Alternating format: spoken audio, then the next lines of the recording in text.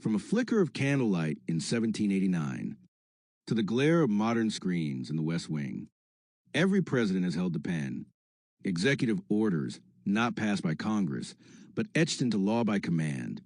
Some shaped history. Some sparked controversy. Others were forgotten. Until now. This is where we break them down. Every signature, every shift in power, every consequence still felt today. From Washington to Biden, welcome to Executive Order Watch.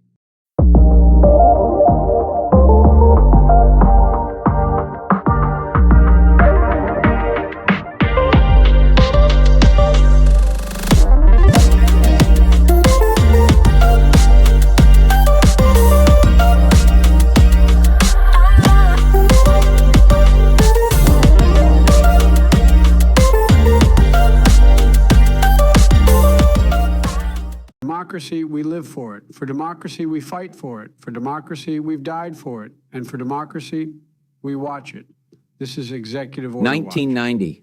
It was a year of transformation, a year when the world shifted beneath our feet. As President of the United States, I found myself standing at a threshold, one foot in the Cold War past, the other in a future being rewritten in real time. The Berlin Wall had already fallen in '89, but in 1990 we witnessed the full sweep of Eastern Europe breaking free. Germany was reuniting. The Soviet Union cracking from within. I didn't gloat. I didn't rush to claim victory. Instead, I believed America should lead not by boasting, but by guiding. Our foreign policy wasn't about domination. It was about stability, partnership, and peace. That's why I worked closely with Gorbachev to help navigate the post-Cold War world with caution and cooperation. But while one global storm calmed, another began to brew in the Persian Gulf. In August of 1990, Saddam Hussein invaded Kuwait. It was a naked act of aggression, one that could not stand. I responded with resolve. Operation Desert Shield was born, and American troops joined a broad international coalition to protect our allies and stand up for international law. It wasn't about oil, it was about order. It was about telling the world that naked conquest would not be tolerated. Here at home, we faced economic uncertainty. The winds of recession were beginning to blow. I made the tough call. I compromised with Congress on a budget deal that included tax increases. It wasn't popular, but I didn't take that oath of office to chase approval ratings. I took it to do what was right for the nation's fiscal future, and I stand by that. I governed with principle, with steadiness. I sought common ground, not political theater. I believed in diplomacy abroad and decency at home. I put country first, even when it meant personal political cost. We modernized clean air laws that year, reaching across the aisle to protect future generations.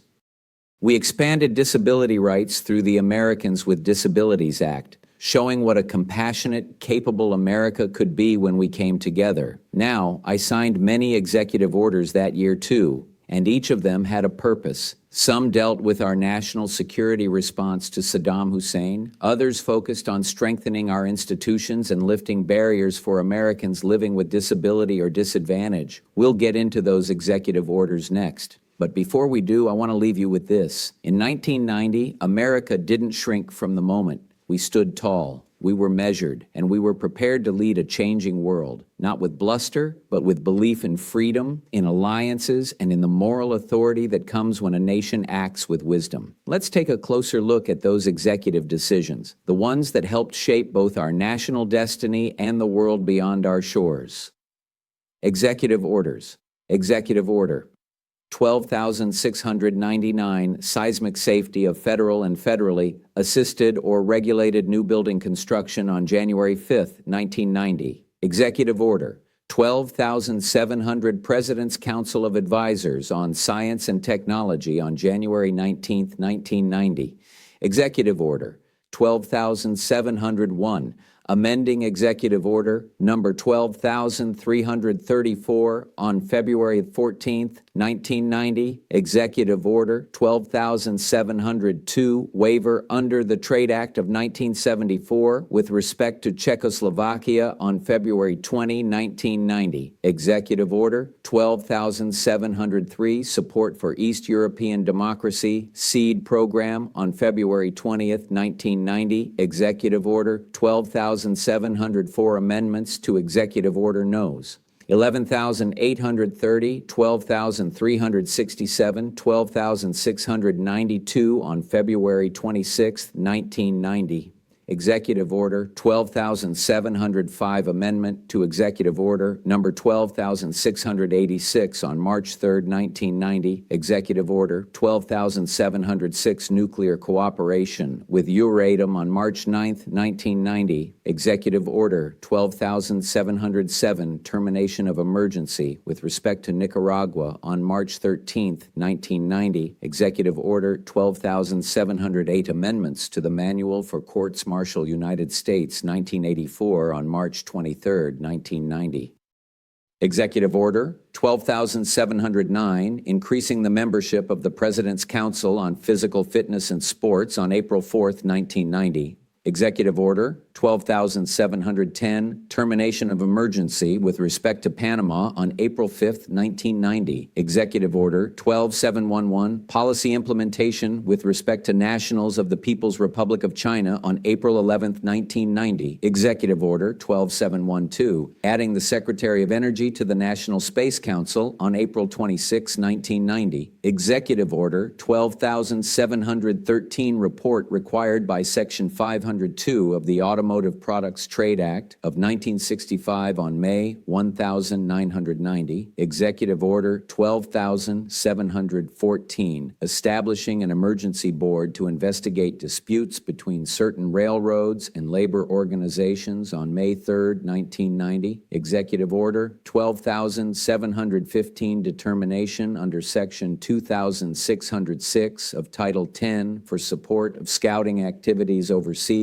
on May 3, 1990. Executive Order 12,716, extending the National Commission on Superconductivity on May 24, 1990. Executive Order 12,717, revoking Executive Order number 12,691 on June 18, 1990. Executive Order 12,718, President's Advisory Commission on the Public Service on June 29, 1990. Executive Order 12,719, President's Commission on the Federal Appointment Process on July 11, 1990. Executive Order 12,720, President's Council on Rural America on July 16, 1990. Executive Order 12,721, eligibility of overseas employees for non-competitive appointments on July 30, 1990. Executive Order 12,722, blocking Iraqi government property and prohibiting transactions with Iraq on August 2, 1990. Executive Order 12,723, blocking Kuwaiti government property on August 2, 1990. Executive Order 12,724, blocking Iraqi government property and prohibiting transactions with Iraq on August 9, 1990. Executive Order 12,725, blocking Kuwaiti government property and prohibiting transactions with Kuwait on August 9, 1990. Executive Order 12,726, waiver under the Trade Act of 1974 with respect to the German Democratic Republic on August 15, 1990. Executive Order 12,727, ordering the selected reserve of the armed forces to active duty on August 22, 1990. Executive Order 12,728, delegating the President's authority to suspend any provision of law relating to the promotion, retirement, or separation of members of the armed forces on August 22, 1990. Executive Order 12,729, educational excellence for Hispanic Americans on September 24, 1990. Executive Order 12,730, continuation of export control regulations on September 30, 1990. Executive Order 12,731, principles of ethical conduct for government officers and employees on October 17, 1990. Executive Order 12,732, International Fund for Agricultural Development on October 31, 1990. Executive Order 12,733, authorizing the extension of the period of active duty of selected reserve personnel on November 13, 1990. Executive Order 12,734 National Emergency Construction Authority on November 14, 1990. Executive Order 12,735 Chemical and Biological Weapons Proliferation on November 16, 1990. Executive Order 12,736 Adjustments of Certain Rates of Pay and Allowances on December 12, 1990. Executive Order 12,737 President's Commission on Environmental Quality on December 12, 1990. Executive Order 12,738 Administration of Foreign Assistance and Arms Export Controls on December 14, 1990. Executive Order 12,739 Half-Day Closing of Government on December 24, 1990. Executive Order 12,740 Waiver under the Trade Act of 1974 with respect to the Soviet Union on December 29, 1990. Executive Order 12,741 Extending the President's Education Policy Advisory Committee on December 31, 1990.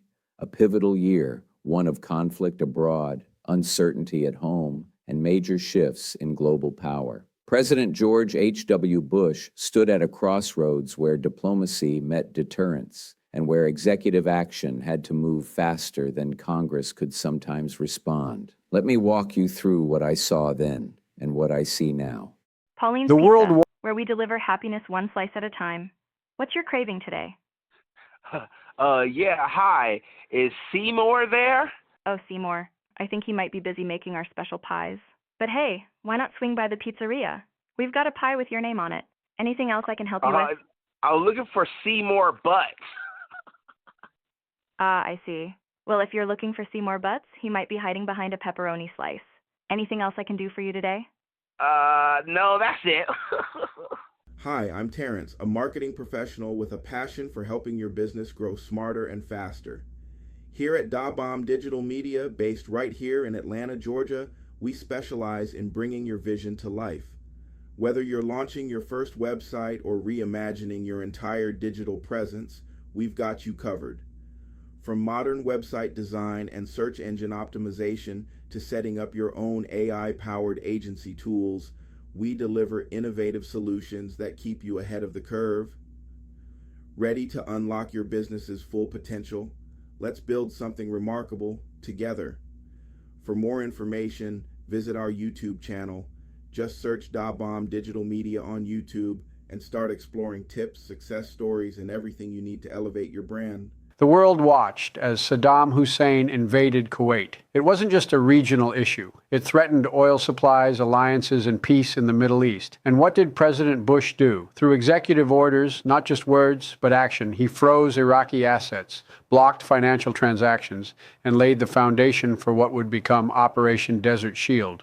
Orders like EO 12,722, 12,724, and 12,725 didn't just rattle sabers. They made it clear the United States would use its financial and diplomatic might before turning to force. And that mattered. It bought us time. It helped build a coalition. It was a chess move, not checkers. Back home, though, we were heading into a recession. Jobs were being lost. Inflation was climbing. And while Bush focused heavily on foreign policy, many Americans felt left behind.